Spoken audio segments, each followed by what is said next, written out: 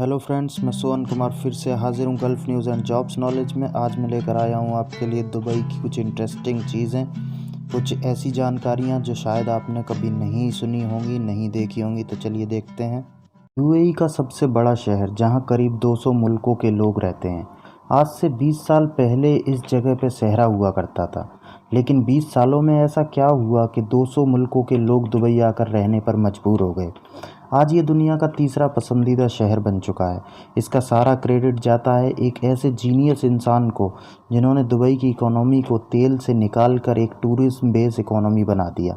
यानी आज दुबई तेल पर नहीं चल रहा। दुबई की कमाई का सिर्फ 5% हिस्सा तेल से आता है। ये इंसान शेख मोहम्मद बिन राशिद अल मक्तूम, दुबई के रूलर और यूएई के प्राइम मिनिस्टर हैं।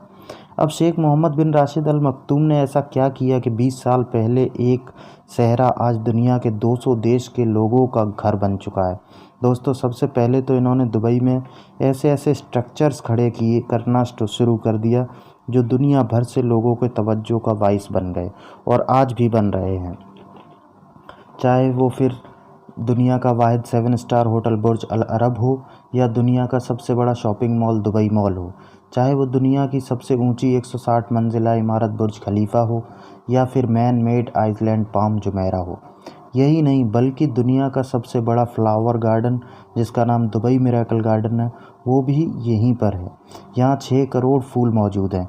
दुनिया का सबसे ऊंचा 5 स्टार होटल JW मैरियट भी दुबई में ही है। दुबई की सबसे बड़ी सोने की मार्केट गोल्ड सुक भी दुबई में है मौजूद है। दुनिया का सबसे बड़ा indoor theme park IMG world of adventure भी दुबई में है। यहाँ तक कि शेख मोहम्मद बिन राशिद अल मक्तूम ने एक दफ़ा डिज्नीलैंड से रब्ता किया था ताकि दुबई में डिज्नीलैंड भी खोला जा सके।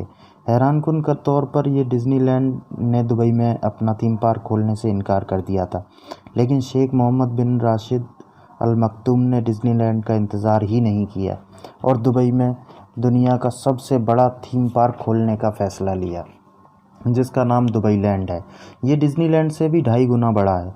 दोस्तों, कभी दुबई में बुर्ज अल अरब पर इंतहाई ऊंचाई पर टेनिस खेली जा रही होती है और कभी पानी के नीचे।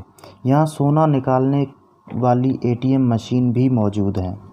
अब इन सब चीज़ों को दुनिया इग्नोर नहीं कर सकती थी। ऐसी अट्रैक्शंस जो लोगों को दुबई की तरफ खींच कर लाती रहेंगी। फिर शेख मोहम्मद बिन राशिद अल मक्तूम ने दुबई को टैक्स फ्री सिटी बना दिया। यानी दुबई में आपको अपनी कमाई पर टैक्स अदा नहीं करना पड़ता।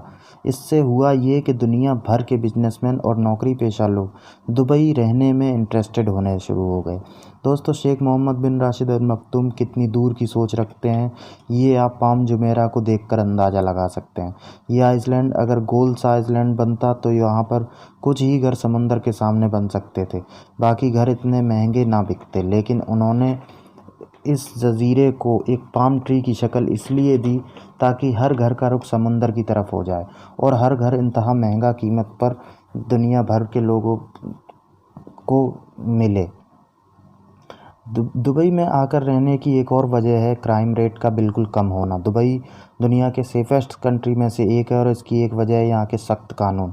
अब तो दुबई में आपकी गाड़ी भी गंदी नहीं रह सकती। अगर आपकी गाड़ी गंदी पाई गई तो आपको 500 दिरहम का फ़ाइन किया जाएगा। अगर आपने गाड़ी 15 दिनों में साफ़ नहीं की तो आपकी गाड़ी को कब्ज़े में ले लिया जाएगा और इसके बाद आपकी गाड़ी को हुकूमत की तरफ से बेचा भी जा सकता है। जब सिर्फ गाड़ी गंदा होने पर इतना सख्त कानून हो तो लोग जुर्म करने में 100 बार सोचते हैं। दोस्तों, दुबई में अब ऐसी चीज़ें होने जा रही हैं जिनका सुनकर ऐसा लगता है कि बाकी दुनिया दुबई से बहुत पीछे रह जाएगी। कुछ दिन पहले शेख मोहम्मद बिन राशिद ने दुबई में दुबई 10X लॉन्च किया था, जिसका मतलब था दुबई को बाकी शहरों से 10 साल आगे ले जाना, और ऐसा हो भी रहा है। सबसे पहले दुबई के पैसेंजर ड्रोन को देखिए। ये फ्लाइंग टैक्सी जिसका कोई पायलट नहीं है। सिंपली आप अपने मोबाइल पर एक एप्लीकेशन के ज़रिए इसको बुक कर सकते हैं, जैसे हम ऊबर या करीम बुक करते हैं। और ये फ़्लाइंग टैक्सी, जिसको वोरोकॉप्टर भी कहते हैं, आपको उड़ाकर एक जगह से दूसरी जगह ले जाएगी। ये वोरोकॉप्टर दुबई में अगले 5 साल में लॉन्च हो जाएगा। दुबई एक हाइपरलूप ट्रेन भी लॉन्च कर रहा है। ट्रेन एक वैक्यूम ट्यूब में चलेगी और सिर्फ 12 मिनट में 745 माइल्स पर आवर की स्पीड से 10,000 मुसाफिरों को दुबई से अबू धाबी ले जाएगी। इसके अलावा दुबई में ड्राइवरलेस गाड़ियों पर भी काम किया जा रहा है और इसका इरादा ये है कि 2025 तक दुबई में 25% गाड़ियाँ ड्राइवरलेस होंगी। ड्राइवरलेस टैक्सीज़ भी होंगी। अगर आप वोरोकॉप्टर्स में उड़कर नहीं जाना चाहते तो फिर आप एक सड़क पर चलने वाली टैक्सी में भी सफ़र कर सकते हैं। इस टैक्सी का कोई भी ड्राइवर नहीं होगा और इसमें 30 लोग इकट्ठा सफ़र कर सकेंगे। दोस्तों, इसके अलावा दुबई स्मार्ट पुलिस स्टेशन भी लॉन्च कर चुका है, जहां पुलिस मौजूद ही नहीं होती। आप इन स्मार्ट पुलिस स्टेशनों में जाएं और अपनी कंप्लेंट मशीन के ज़रिए दर्ज कर दें। यहां पर आप ऑनलाइन पुलिस से बातचीत भी कर सकते हैं, जो 6 भाषाओं में आपसे बात करती है। दुबई में दुबई कैनल प्रोजेक्ट की शुरुआत भी की जा चुकी है। ये एक 3 किलोमीटर लंबी एक ऐसी नहर बनाई गई है जिसके इर्द गिर्द 450 रेस्टोरेंट, लग्जरी घर और चलने के लिए पार्क्स बनाए जा रहे हैं। नहर को अंदर भी 200 तैरते हुए घर यानी फ्लोटिंग हाउस रेस्टोरेंट भी बनाए जा रहे हैं। दोस्तों, बात कर यहाँ पर ख़त्म नहीं होती। दुबई अब एक टेम्परेचर कंट्रोल सिटी लॉन्च कर रहा है। ये एक मॉल होगा जो दुनिया के कई बड़े शहरों से 3 गुना बड़ा होगा। इस शहरनुमा मॉल में 100 होटल्स और कॉम्प्लेक्सेस होंगे। इस शहर में सड़कें, ऊंची बिल्डिंग्स और दुनिया की तमाम चीज़ें मौजूद होंगी। और इसको टेम्परेचर कंट्रोल सिटी इसलिए कहा जा रहा है, उसकी वजह ये है कि पूरा शहर ऑटो कंडीशन्ड होगा, यानी सड़कें, पार्क, इमारतें सब, अगर कहीं पर भी आप जाएं, सब एयर कंडीशन्ड मिलेंगे। दोस्तों, दुबई दुनिया से कितना आगे सोच रहा है वो आपको इन बातों से जानकर अंदाज़ा लग गया होगा। सोचने वाली बात ये है कि हम आज भी अपने यहाँ पर कुछ ऐसे मसलों में उलझे हुए हैं और ये देश